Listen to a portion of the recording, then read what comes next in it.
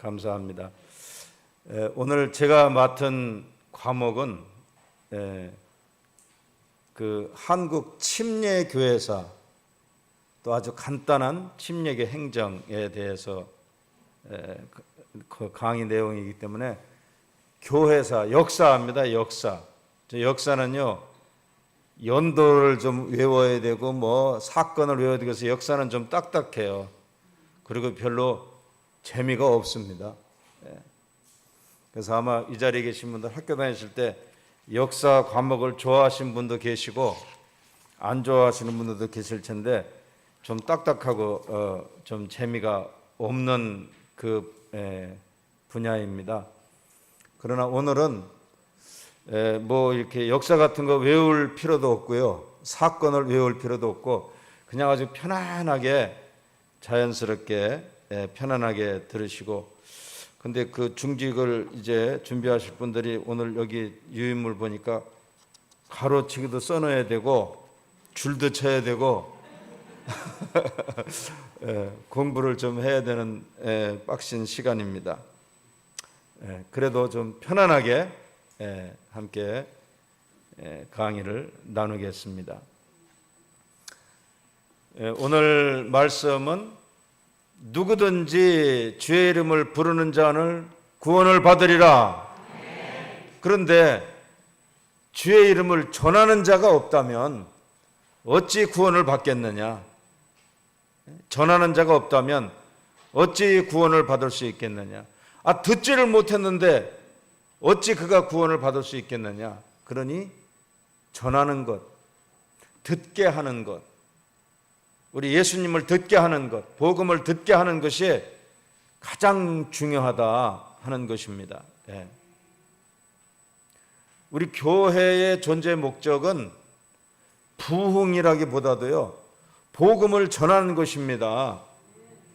근데 자꾸 교회의 존재 목적을 부흥으로만 생각을 해요. 그래서 막 부흥. 그 오늘 오후 예배에 정말 많이 참석하셨네요. 이 교회는 정말 부흥되는 교회입니다. 저희 교회는 주일 오후 예배에 거의 참석을 안 해요. 또 젊은 사람들은 참석 안 해요. 요즘은 50대만 해도 자기가 젊다고 생각해. 그래가지고 50대도 내가 젊으니까 이제 주일 오후 예배는 나이들은 노인들이나 참석하셔. 그 50대도 참석 안 해요. 그래서 내가 왜 참석 안 했는데 자기 젊어서 그렇대. 근데 이 교회는 다 함께 예배드리고 다 함께 참석하는 것은 정말 은혜롭고 좋습니다. 교회의 존재 목적은 복음을 전하는 것입니다. 전도하는 게 존재 목적이에요. 그래서 그 전도가 꼭 우리 교회를 데리고 나오고 우리 교회를 채우고 부흥시키는 것보다도 일단 복음을 전하는 거예요. 전도하는 거죠. 그 듣지 않는데 어떻게 구원을 받을 수 있겠느냐. 그래서 우리 한국 땅에 복음을 전해준 사람이 있기 때문에 오늘 이렇게 우리 한국이 부흥의 역사가 일어났습니다. 지금 전 세계에서 아직까지 교회가 부흥을 이루며 하나님의 나라를 세워나가는 나라가 그렇게 많지 않습니다. 그렇게 많지 않아요. 미국은 한국의 한 50% 정도 보시면 됩니다. 아르헨티나, 브라질, 우리 한국의 한 30% 정도 보시면 됩니다. 그러면 한국이 아직까지는 세계에서 제일 부흥을 이루며 교회를 세워가고 있어요. 그러나 우리 한국 교회도 지금 거의 하얀 길로 가고 있죠. 그거 왜 그렇습니까? 부흥만 하려고 그러고 복음을 전하지 않아서 그래요. 복음을 전하는 것이 우리의 사명이고 존재 목적이고 아주 중요한 일입니다. 그래서 우리 한국에 기독교회를 전해온, 기독교를 전해준 사람들, 어떤 역사가 있었는지, 어떻게 해서 우리 한국에 복음이 전달되었는지, 그리고 특별히 우리 침례교회는 어떻게 해서 복음이 전달되었는지를 물론 그동안 여러 과정을 통해서 아시는 분도 있겠지만은 오늘 차근차근 그 부분에 대해서 함께 말씀을 나누겠습니다. 우리 한국에 복음이 들어온 과정, 침례교회 이전부터 최초로 복음이 들어온 과정을 살펴보면요, 지금으로부터 190년 전에 1832년에 독일 선교사 귀칠라프라고 하는 목사님이 충남 보령 고대도라고 하는 섬에 상륙을 해서 최초로 그들에게 복음을 전하고 성경책을 전하고, 그때 감자도 전해줬어요. 그래서 감자 심는 법도 가르쳐주고. 이 귀칠라프라고 하는 목사님은 독일에서 중국에 파견된 선교사였는데, 중국에 파송된 선교사였는데, 한국으로 영국 군함이 이제 그 통상, 우리 한국하고 좀 교역을 하자 해서 통상을 하기 위해서 이제 우리 한국을, 조선이죠 당시에는, 왔는데 백령도를 제일 먼저 왔어요. 근데 백령도에서는 거기 아예 그 정박을 못하게 했어요. 연평도도 정박을 못하게 했고, 그래서 서해안을 따라서 정박할 수 있는 곳을 쭉 따라가다가 보령 앞바다에 있는 고대도라고 하는 조그만 섬을 발견하고 그 섬에 정박하게 된 것입니다. 그래서 그 섬에서 당시 임금님이 순조 임금이에요. 순조 임금에게 성경책도 보내고 망원경도 보내고, 지구본 있죠? 세계 지구본도 보내고, 또 감자 씨도 같이 보냈어요. 그래서 한국에도 이 구황작물로 감자를 심으면 구황작물이 된다. 어려울 때 먹을 수 있는 감자도 보내고, 그래서 26가지의 선물을 보내서 고종 황제에게 보내고, 우리는 조선과 통상 무역하기를 원합니다 하고 기다리고 있었는데, 그래서 그 답신이 올 때까지 거기서 기다렸어요. 기다리는 동안에 귀칠라프 목사님이 고대도 사람들에게 제일 먼저 가르친 것이 주기도문을 가르쳐줬어요. 한글로 써가지고, 당시에 통역하는 중국 사람이 있어서 한글로 써서 주기도문을 가르쳤는데, 그 고대도에 그 주기도문이 지금까지 내려오고 있어요. 그 고대도에. 그래서 지금 오늘날 같은 주기도문하고는 조금 달라요. 내용은 같지만 글자가 좀 다를 수가 있습니다. 그렇게 해서 복음을 그때 전해준 성경책이 여러 권을 전해 주었습니다.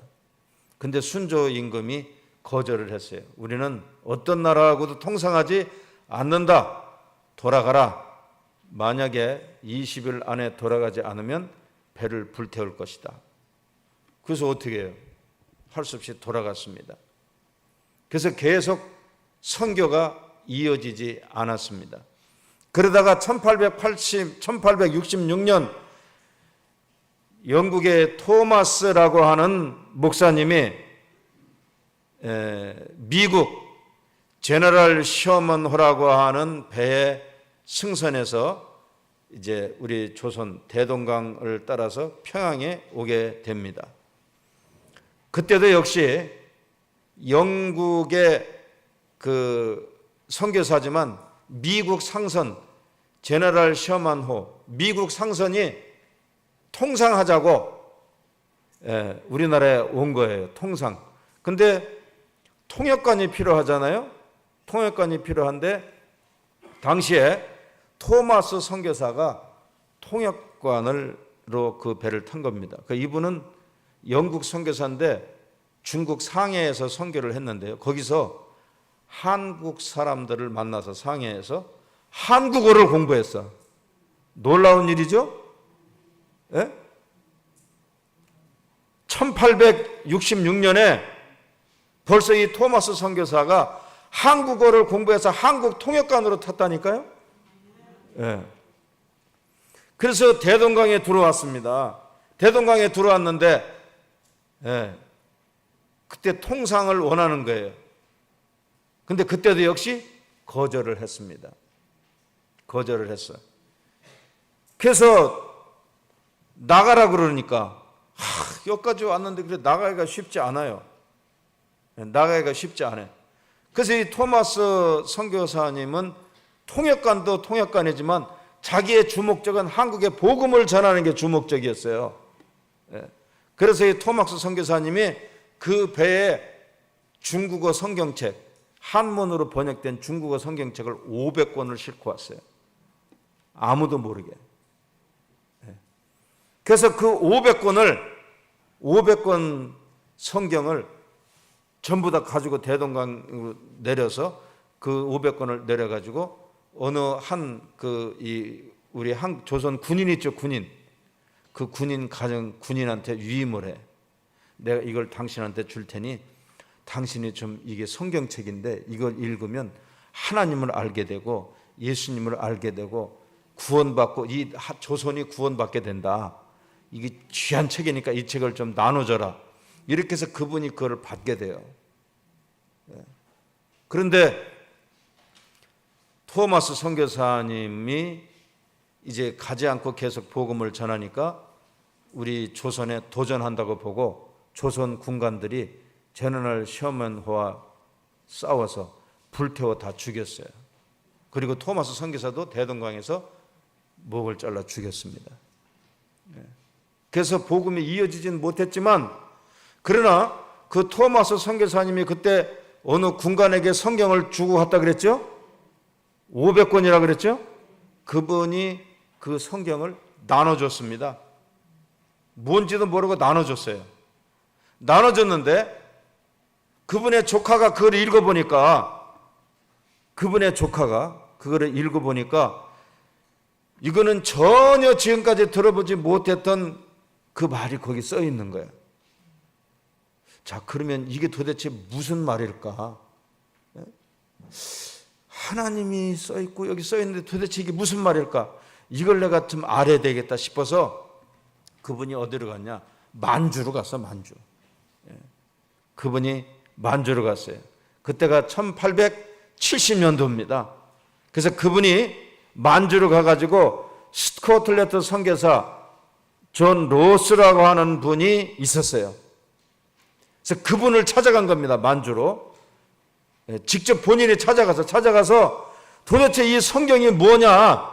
이거 얘기 좀 해달라. 그래서 그 로스 선교사님에게 복음을 듣고 그 로스 선교사님이 이분이 여기까지 왔으니 당신이 나를 도와서 한문은 어렵잖아, 그죠? 조선말로 성경을 번역하자. 그래서 그 로스 선교사가 둘이 누가복음이라는 성경을 우리 조선어로 번역했습니다. 이게 최초의 번역이에요. 그래서 그 로스 선교사님을 다시 모시고 옵니다. 모시고 와서 전도를 해가지고 그래서 백홍준이라는 사람과 이영찬이라는 사람에게 최초로 세례를 주었습니다. 근데 그 전에는 전부 다 이렇게 우리나라 한글은 위에서 아래로 썼단 말이에요. 이렇게 세로로. 그러니까 읽기가 어려워. 그러니까 성경 가로로 쓰면 읽기가 좋잖아요. 그래서 가로로 최초로 쓰기 시작했어요. 가로로 쓰려니까 뭐가 있으면 띄어쓰기를 해야 돼. 띄어쓰기법도 최초로 선교사님이 만드셨어요. 참 우리나라 역사가 기발합니다. 이렇게 해서 복음이 우리나라에 이렇게 전달되는 그런 최초의 과정들이 있었습니다. 그러자 그 제너럴 셔먼을 전부 불태웠다 그랬지 않습니까? 그래서 이제 그 다음에 강화도에서도 문제가 생기고 여러 가지 있었지만 그런 거는 이제 생략하고 그러다가 1882년에 미국이 정식 통상 수호 조약을 맺지 않으면 안 된다 압력을 가해서 그래서 미국과 인천 제물포에서 통상 수호 조약을 맺습니다. 그 말은 무슨 말이냐면 미국 사람은 누구든지 우리 조선에 와서 복음도 전할 수 있고 장사도 할 수 있고 뭐 자유롭게 활동할 수 있는 통상 조약을 맺은 것입니다. 통상 수호 조약을 맺게 되니까 이제 자유롭게 들어올 수 있게 됐잖아요. 자유롭게 들어올 수 있게 됐습니다. 이제 이것이 그 제물포에서 맺은 조미 수호 통상 조약이 우리 조선에 선교사들이 들어올 수 있는 문을 열게 되는 계기가 되었습니다.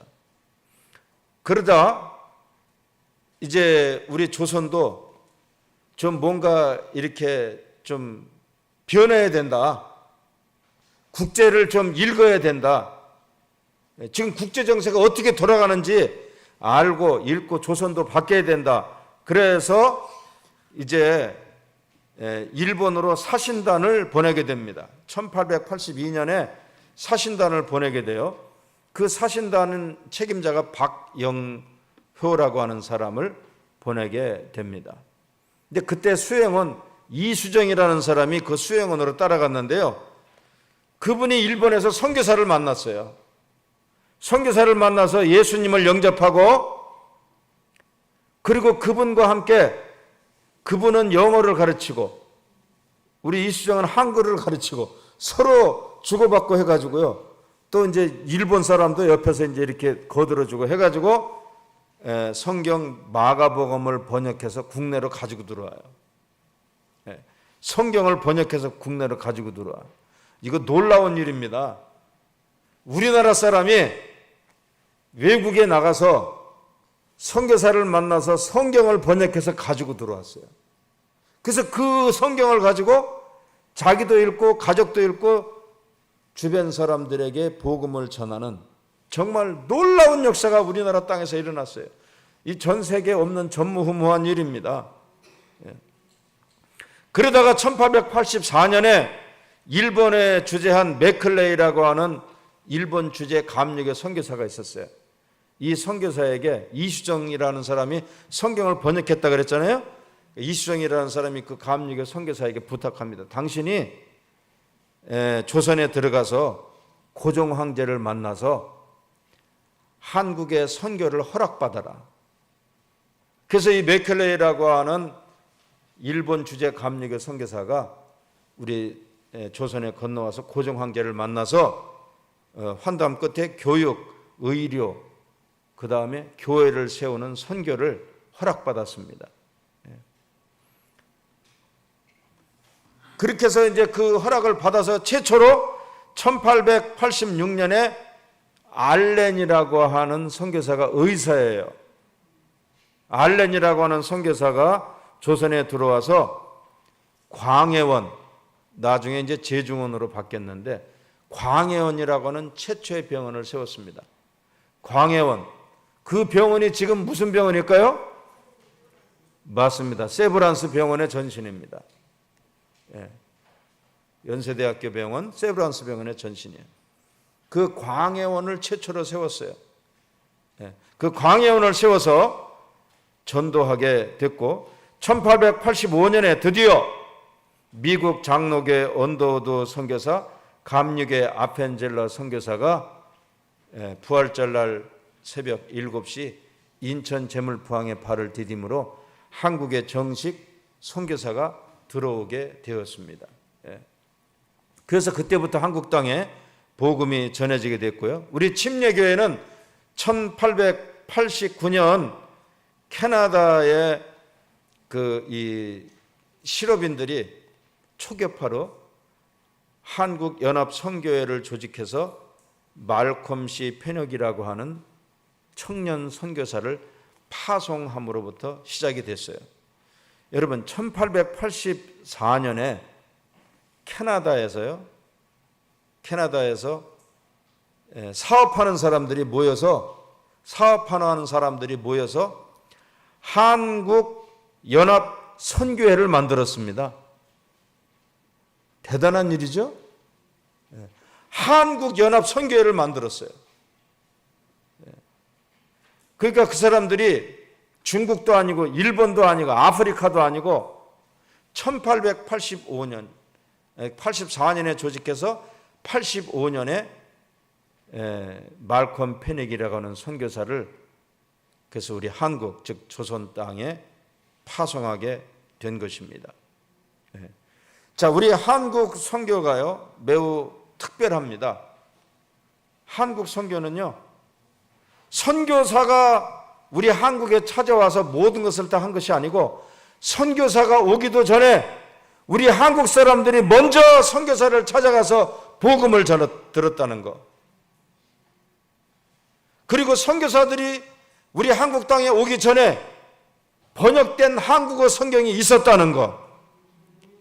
이거 놀라운 역사죠?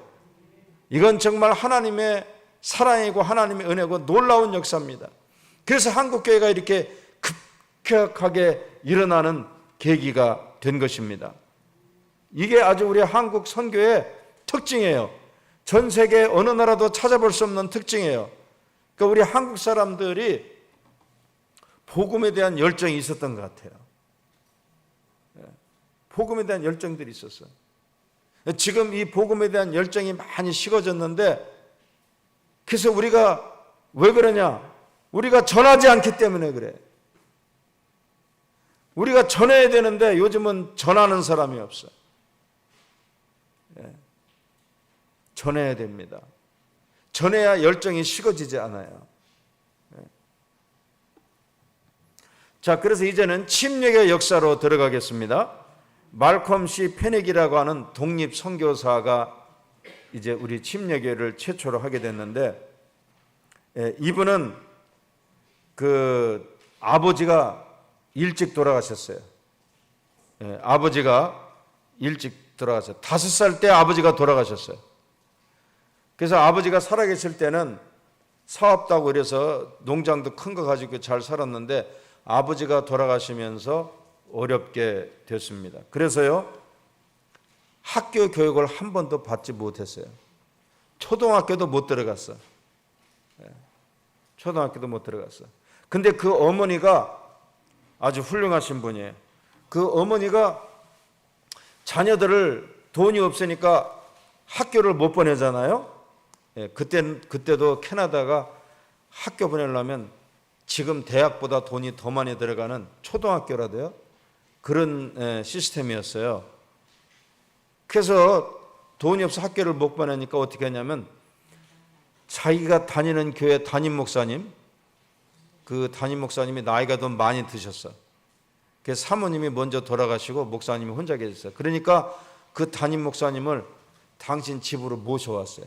그래서 당신 집에서 담임 목사님 섬기는 거야. 밥도 해드리고 빨래도 해드리고. 그래서 담임 목사님을 열심히 섬기니까 그 담임 목사님은 시간 날 때마다 그 아이들을 가르치신 거예요. 담임 목사님이 성경만 가르치신 것이 아니고 그 담임 목사님은 본래 공부를 많이 하신 분이어서 성경도 가르치고 수학도 가르치고 문학도 가르치고 치료도 가르치고 농업도 가르치고 거의 대학교 안 다녀도 대학교 다니는 수준의 교육을 받고 자라났습니다. 그래서 이 페닉은 학교 교육은 못 받았어도 그 맥클레이 담임 목사님에게 아주 그 공부를 체계적으로 잘 배웠어요. 그래서 성경, 수학, 문학 등등을 또 농업까지 다 배우게 되었습니다.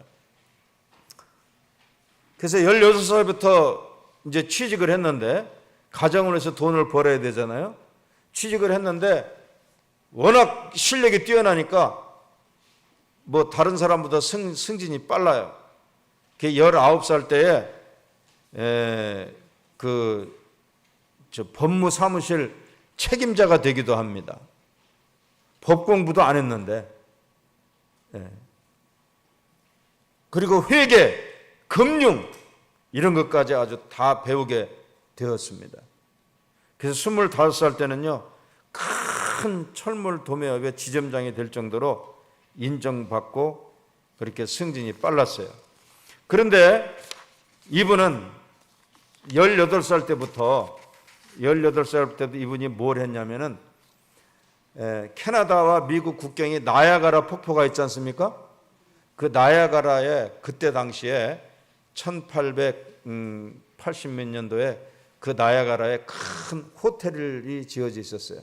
그래서 그 호텔을 빌려서 여름이면 거기서 사경에 오늘 이런 성경 공부를 하는 부흥 집회를 가졌습니다. 근데 이 온타리오에 살았기 때문에 온타리오에서 그렇게 많이 안 떨어졌어요. 그래서 18살 때부터 이 페닉은 나야가라에서 있는 부흥 사경회를 참석하게 됩니다. 그래서 거기서 은혜를 받고 막 뒤집어졌어요.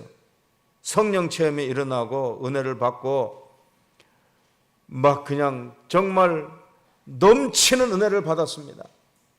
넘치는 은혜를 받았어요. 그래서 그가 26살 되던 해에, 마늘은 25살이었어요.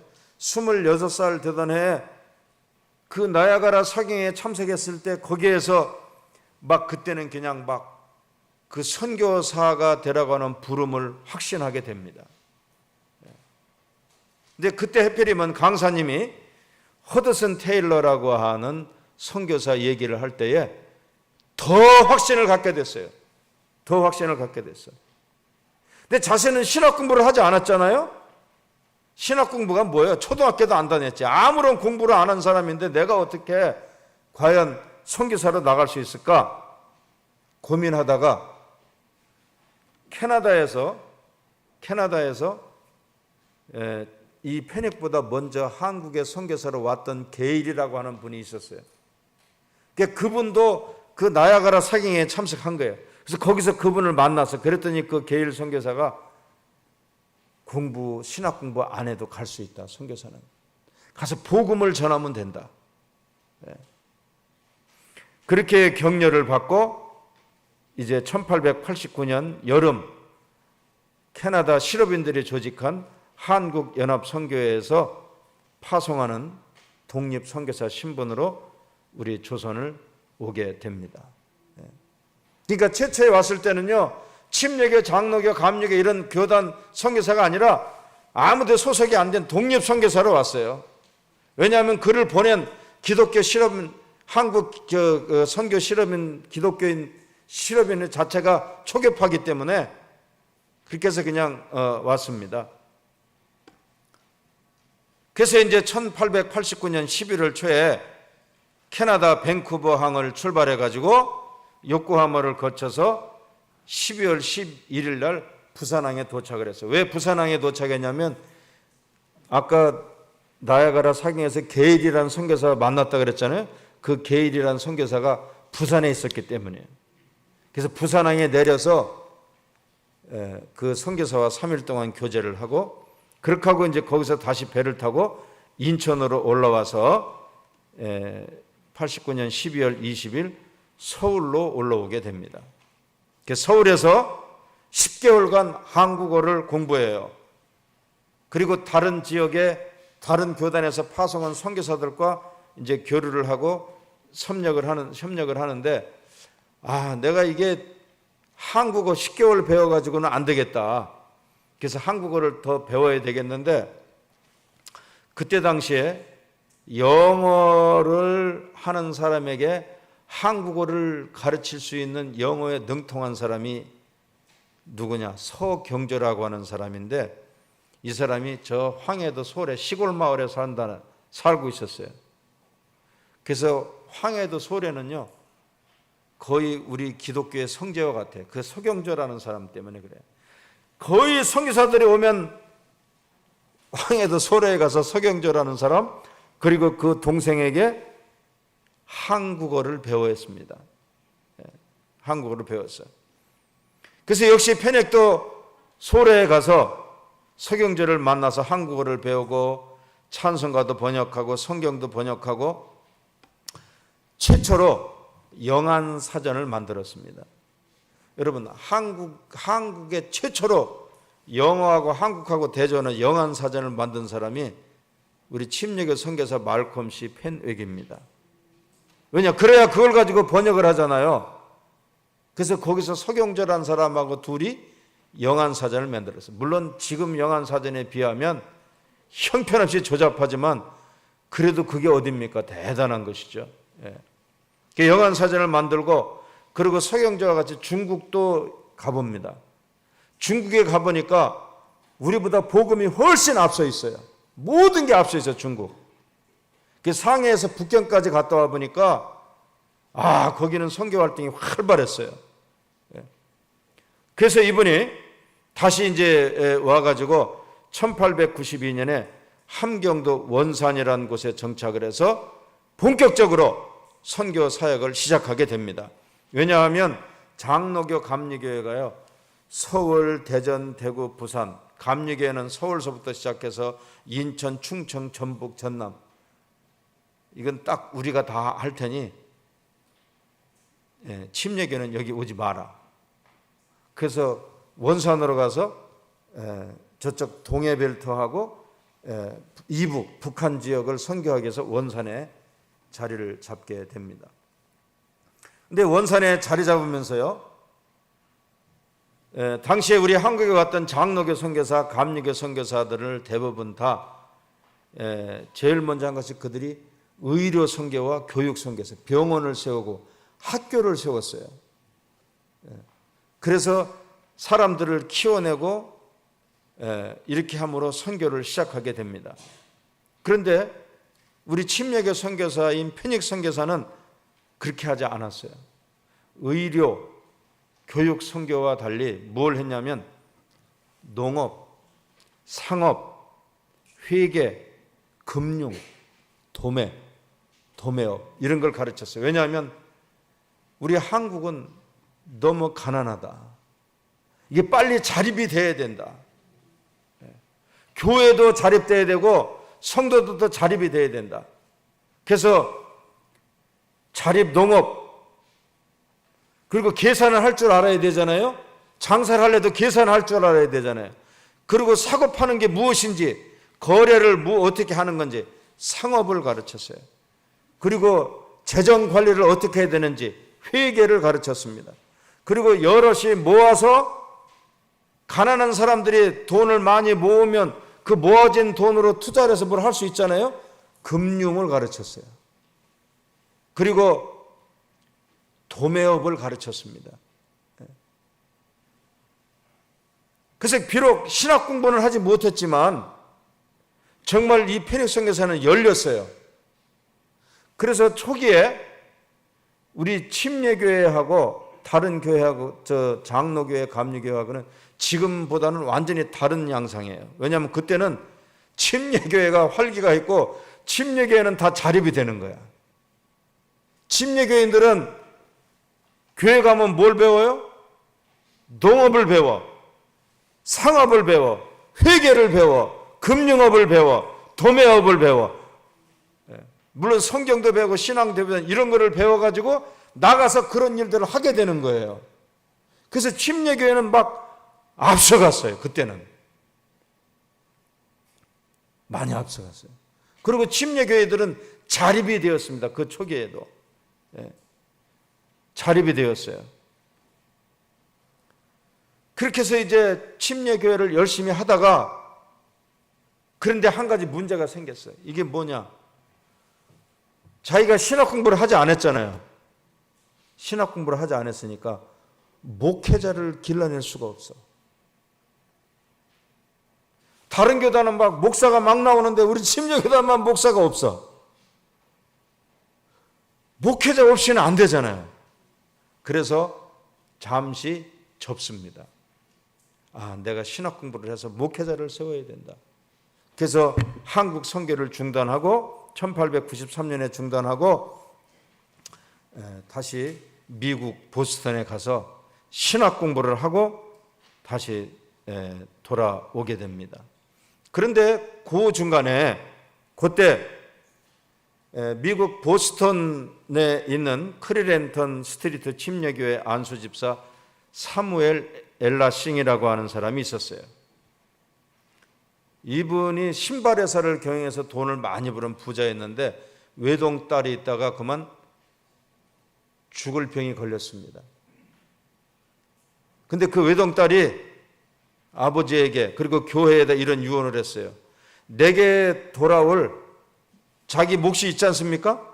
내게 돌아올 상속 지분을 복음을 보내는, 복음을 전하는 선교사에게 써달라고 유언을 하고 죽습니다. 유언을 하고 죽어요.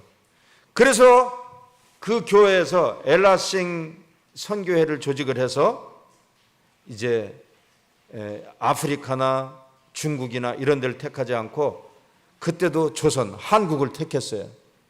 그래가지고 엘라싱 선교회에서 한국의 선교사를 파송하게 됩니다.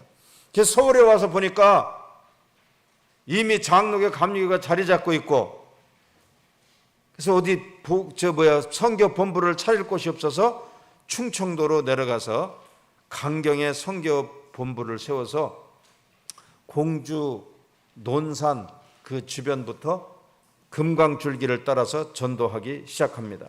그때는요, 교회를 세울 수가 없으니까 교회 세우기 전에 학습반이라는 것을 마을마다 세웠어요. 학습반. 그래서 거기서 한 대여섯 명이 모이면 거기서 성경 공부해서 그 학습반이 좀 더 커지면 교회가 되고, 그렇게 해서 이 엘라싱 선교회가 거의 10여 년 동안 복음을 전했습니다. 그래서 공주, 부여, 논산, 강경, 익산 이런 지역에 40여 개의 교회를 세웠습니다. 그러다가 그만 그 본국에 있는 사무엘 싱이라고 하는 그 사장님, 이 후원해 주던 그분이 돌아가시게 됐어요. 그래서 후원이 끝이므로 선교가 중단됐어요. 이 선교가, 엘라싱 선교회가 중단되기 바로 직전에 페닉스 선교사가 신학 공부 마치고 목사가 돼서 한국에 다시 돌아왔습니다. 그래서 이제 그 페닉스 선교사가 이 엘라싱 선교회를 인수받아가지고, 그러니까 활발해진 거예요. 그렇게 해서 이제 복음을 전하게 됐습니다. 자, 침례교회 선교의 가장 주안점은 자립선교라 그랬죠? 자립선교. 자립선교예요. 자립선교. 침례교 선교의 주안점은 뭐라고요? 자립선교. 잘 살아야 되는 거예요. 그래야 복음도 전하고 또 많은 사역들을 할 수 있고 후원도 할 수 있게 되는 것입니다. 페닉스 선교사가 우리나라에 다시 돌아와서 한 20년간 자립선교를 한 결과, 20여 년간 자립사를 한 결과, 아까 40여 개의 그 엘라싱 선교회 교회가 공주, 부여, 강경, 논산, 익산 그 지역에 있었다 그랬잖아요. 그거 포함해서 240개 교회였습니다. 240개 교회. 근데 이제 하도 옛날 얘기라 별로 놀라지는 않는 것 같으네. 자, 그때 당시에 240개의 교회가 있었다고 하는 건 대단한 일입니다. 정확한 통계 자료는 없지만 우리 침례교 240개였을 때 감리교, 장로교, 선교교 전부 다 합쳐서 200개가 안 됐어요. 그러면 비교가 되시죠? 그런데 그 240개 대부분 교회가 무슨 교회라고요? 아니, 무슨 교회? 자립하는 교회였어. 이게 대단한 거예요. 자립하는 교회였어. 자립하는 교회. 그러다가 일제가 이제 헌병 정치가 시작됐어요. 일제가 강력하게, 그래서 우리가 이제 그 교회가 어느 정도 크니까 대한기독교회라고 이렇게 이름을 붙였거든요. 그러니까 일제가 대한 빼라. 그냥 기독교회만 하지 왜 너네가 대한을 붙이냐. 그래서 그거 빼라 그러니까 뭐라고 붙였냐면 동아기독교회라 그랬어요. 왜 그러냐면 일제가 우리나라를 침략하고 중국을 침략하고 한 것은 동아시아를 전부 정벌해서 대제국을 만들겠다는 거 아닙니까? 그래? 그러면 우리는 동아시아 전체를 하나님 나라를 세워서 일본을 대적하겠다. 그런 뜻으로 동아 기독교회라고 이름을 붙였어요. 그리고 실제로 당시에 우리 침례교회가 대부분 교회가 뭐라 그랬어요? 자립교회이기 때문에 그때 당시에 선교사를 파송했어요. 간도, 만주, 시베리아, 사할린 등 선교사들을 파송했습니다. 그때 선교사가 파송된 숫자를 정확하게 알 수는 없지만 약 34명 정도가 파악이 되집니다. 대단하죠? 34명의 선교사를 파송했어요. 그러자 일제가 더 강력하게 신사참배를 요구하고 황공여배를 요구했어요. 그래서 장로교, 감리교, 성결교회는 총회에서 결의를 했어요. 신사참배는 우상숭배가 아니다. 그래서 여기 교회 강대상 앞에 이쪽은 신사, 이쪽은 황궁 해놓고서 예배 시작하기 전에 먼저 다 같이 일어나서 신사참배부터 하는 거예요. 하고 뭐 외우는 게 있어요. 외우고 나서 여기 종 있네. 다 같이 묵도로 예배 시작합시다 이랬어요. 근데 침례교회만 끝까지 거부했어요. 이건 우상숭배다. 우리는 절대 할 수 없다. 그래서 1941년에 침례교회 선교 원산 본부를 불태워졌고 240개가 있다 그랬잖아요. 200개 교회를 다 불태우고 없애버렸어요. 그래서 남한에 40여 개 교회밖에 안 남았습니다. 그러다가 해방이 됐지 않습니까? 해방이 되니까 남북이 어떻게 돼요? 갈라져 버렸죠. 서로 오고 갈 수가 없었어요. 오고 없어가지고 240여 개 또는 250여 개 교회가 갈라져가지고 다 불타고 없어지고 갈라져서 또 알 수도 없고 그래서 남한에만 40여 개 남아있는 교회가 1946년에 그 교인들이 다 모였어요. 모여가지고 교단 재건회의를 가졌습니다. 그리고 1949년에 미국 남침례교회와 제휴를 하게 되고 또 우리 한국 전쟁 때 남침례교회가 의료와 구호와 선교로 적극 돕게 되고 그래서 1949년에 기독교 한국 침례회라는 명칭을 또 이렇게 변경하기도 하고 이래서 한국 기독교 한국 침례교회가 성장하게 되었습니다. 그래서 일제 때 참 우리 침례교회가 엄청 성장했어요. 그래서 이제 동아 기독교회라는 이름을 또 못 쓰게 했어. 교회를 빼라. 그래서 뭐라 그랬느냐? 이름을 동아 기독대로 바뀌었어요. 군대 대자를 썼어요. 우리는 동아 기독대다. 이제 우리 침례교회는 선교하며 전도하며 일제의 독립을 투쟁하는 데 앞장서겠다. 그래서 동아 기독대 군대 대자를 썼어. 그래서 다 불태운 겁니다. 일제가 불태웠어요. 그래서 그거를 끝까지 성공시키지 못했던 안타까움이 있습니다. 그래서 1976년에 기독교 한국 침례회로 명칭을 바꾸고 한미전도대회, 청지기 운동, 교회학교 운동 이런 것에 우리 침례교회가 주력했어요. 그래가지고 급성장했습니다. 그러니까 40개밖에 안 남았었다 그랬잖아요. 우리 침례교회가 40개 남았을 때에 장로교, 감리교, 성결교회 다 합치면은 한 거의 1200개 정도가 됐습니다. 우리는 몇 개라고요?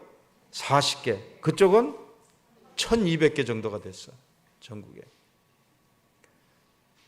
그때가 1949년도입니다. 46년도입니다.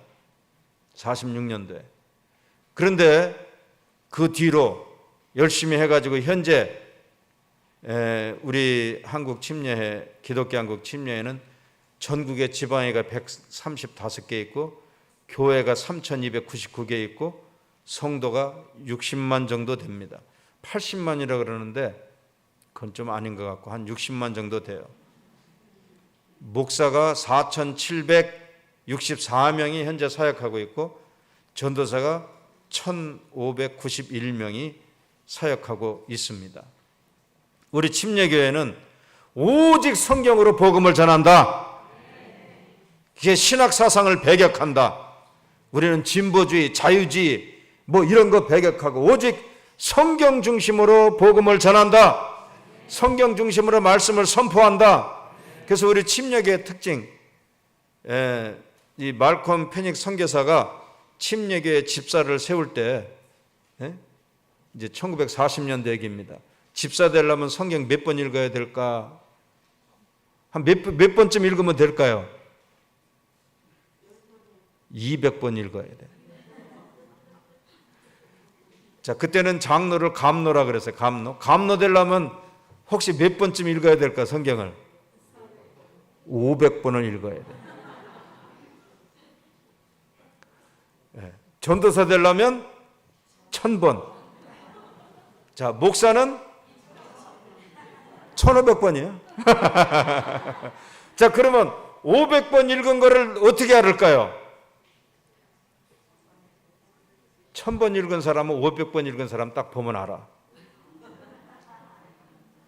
500번 읽은 사람은 200번 읽은 사람 딱 보면 알아. 물어보면 알아. 그죠? 근데 지금은 알기가 어려워. 왜? 다 안 읽는데 뭐.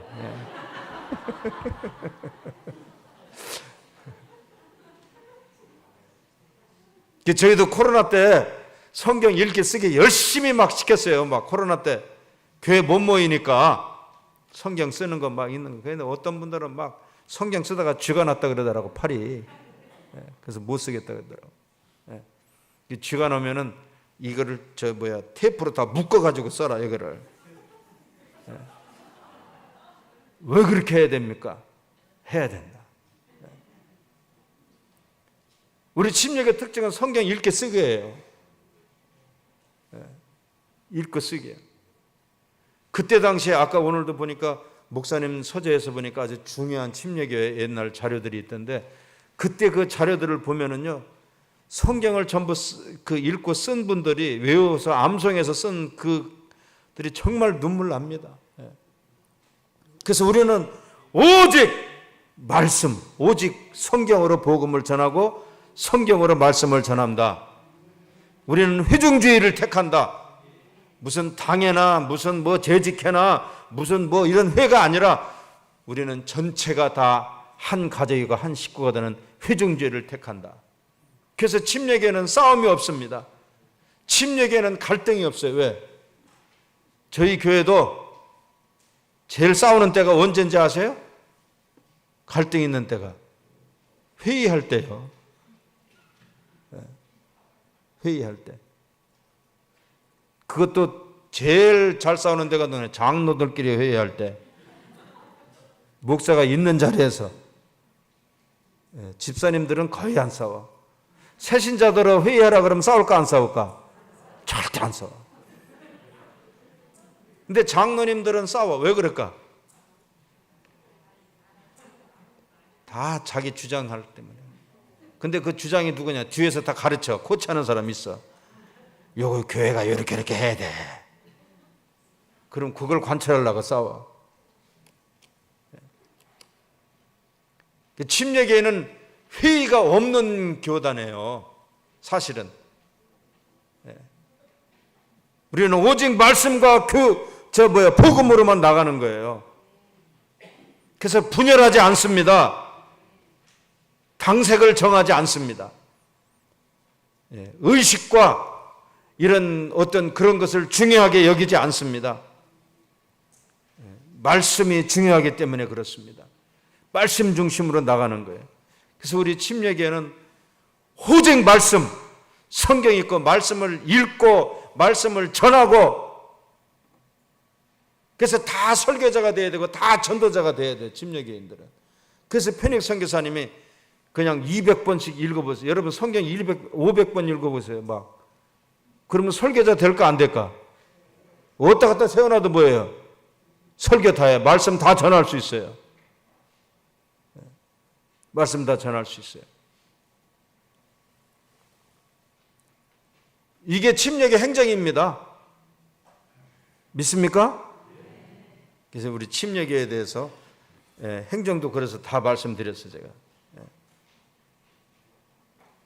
오직 성경으로만 복음을 전하고 성경으로만 설교하고 성경으로만 하나님 뜻을 따라 순종해 나가는 우리 침례교회, 이런 아주 자랑스러운 역사를 가졌습니다.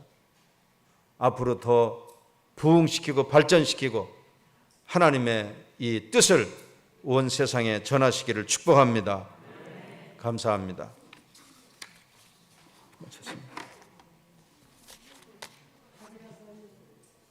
예? 행정이요? 네, 알겠습니다. 침례교 행정은 최고 의결기구는 사무처례입니다. 그 사무처례 의장은 담임 목사님이고요. 그래서 운영에 재직해 각 위원회는 사무처례를 돕는 자치기구일 뿐이에요. 그래서 여기에 무슨 결의권이 있든지 각 회의에서, 그래서 이 운영위원회나 재직회나 각 위원회에서는 그때 주제에 따라서 토론하고 그 주제를 결정하는 것만 해야 되지, 거기에 자기 생각을 말하고 자기 생각을 발언해서는 안 돼. 아니, 사람이 왜 다 자기 생각이 없겠어요? 6살짜리도 자기 생각이 다 있어요. 그러나 우리는 자기 생각을 말해서는 안 돼.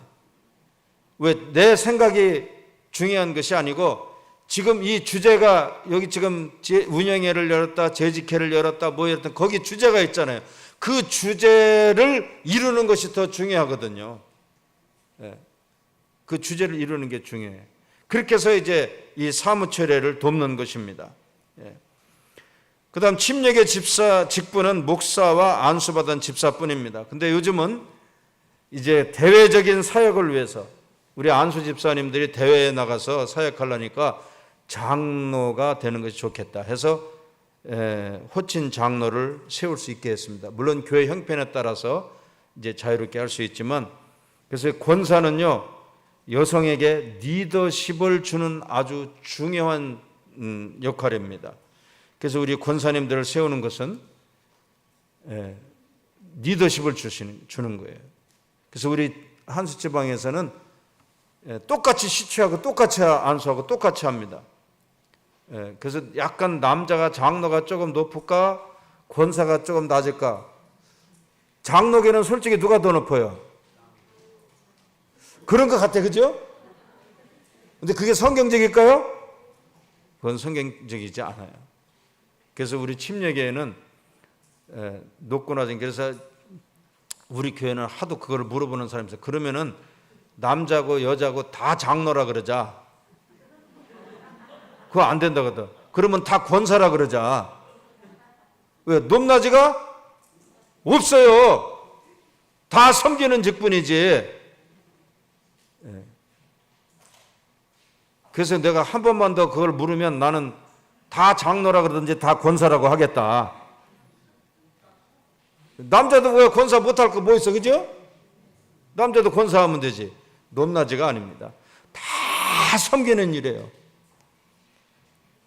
자기 힘내고 자기 돈 내고 자기 다 시간 나고 해서 섬기는 일, 그게 우리 사명이에요. 그걸 해야 하나님의 자녀고, 그걸 해야 하나님의 복을 받고, 그걸 해야 교회가 세워지고, 그걸 해야 하나님 뜻이 이루어지고, 그걸 해야 하나님의 역사가 이루어지기 때문입니다. 그걸 안 하면 안 돼요.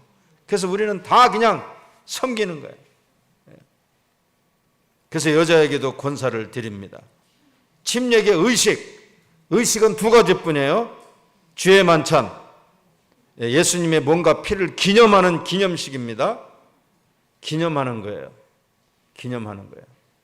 그 다음에 침례, 구원받은 사람에게 침수 침례, 물에 반드시 들어가는 침수 침례를 하게 되는 것입니다. 네, 여기까지 하면 되겠습니까? 네, 감사합니다.